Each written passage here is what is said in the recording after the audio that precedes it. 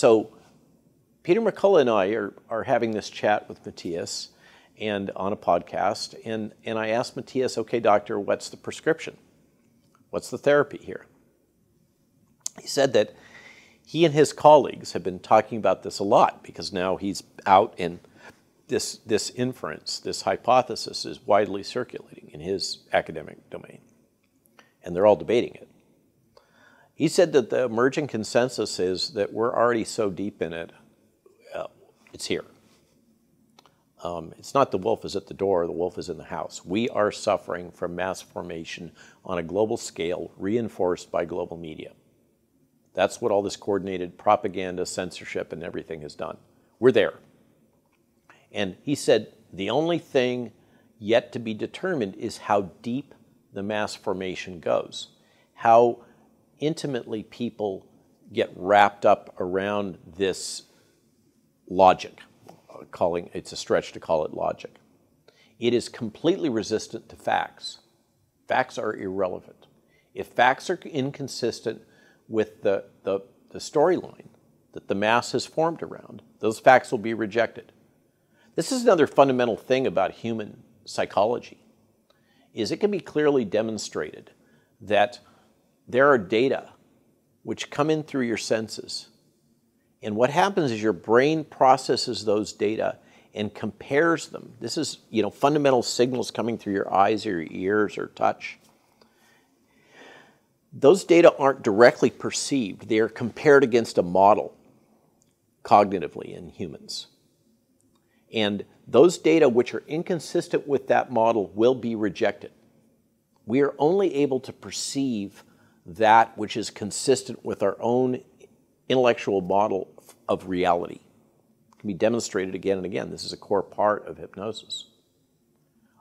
So these people that are caught up in the mass formation, it doesn't matter how much data you throw at them. They will reject it. And we see this in real time. This is what deplatforming is all about. The logic of mass formation is intrinsically integrated into the Trusted News Initiative. The Trusted News Initiative defines any interpretation of current events, risk profiles, adverse events of vaccines, etc., which is inconsistent with the party line being put out by the World Health Organization or national health authorities, is not allowed to be discussed. The only permitted discussion has to be consistent with the storyline being put out by these global bureaucratic public health leaders. Nothing else is permitted. This is intrinsically anti-science. It doesn't matter, because those people are the identified leaders of the mass that have formed. Any other information will be rejected, and if you spread any other information, it is determined that that will lead to vaccine hesitancy, and anything, whether it's true or not, anything which leads to vaccine hesitancy because the mass is formed around the idea that the vaccines are magically going to be able to relieve them of this problem, which is infection by SARS-CoV-2 and the threat that it represents. And so anything that is perceived as leading to individuals making a reasoned choice that they do not want to accept this vaccine personally is deemed to be mis- or disinformation by its very nature, because it would alter their behavior and they wouldn't take vaccine. If you think this through, what that means is that the information that a given individual, you, your audience members, that they would require in order to have informed consent, true informed consent, it is not allowed.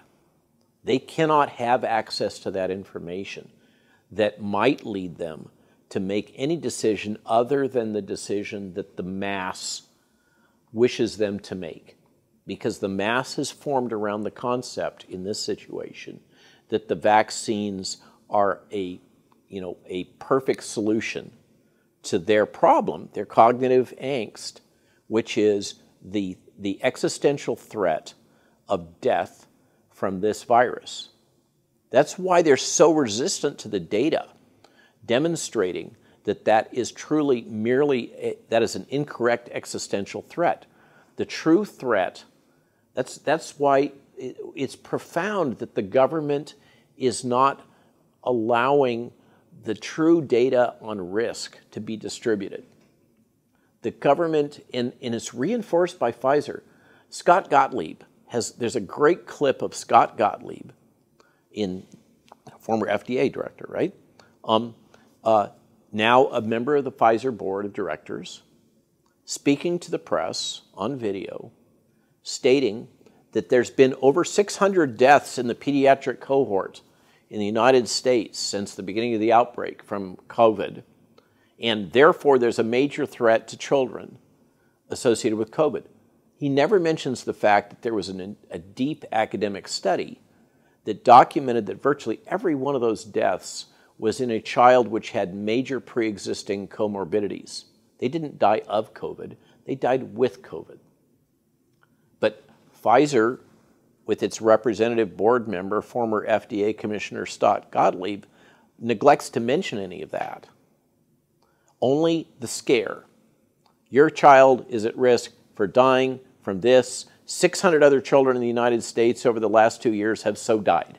Therefore, your child must be jabbed. So we have, the mass has formed around this idea that the vaccines are a perfect solution, reinforced by government officials, we all know who, reinforced by this surrogate marketing, which, by the way, is illegal. I mean, I've been trained in medical affairs. You are not allowed to market a product that is not yet licensed. There is no licensed vaccine available in the United States. It's all emergency use authorization. It doesn't matter. Okay? So, getting back to mass formation, what will happen is that anybody who speaks anything, and by the way, they've defined, if you are against mandates, you are an anti-vaxxer. That's now in Webster's.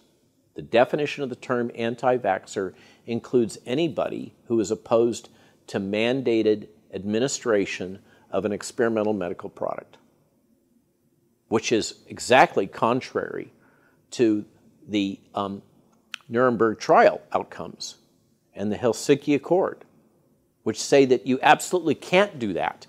You cannot mandate that somebody accept an experimental medical product without full informed consent and willing acceptance of the risk.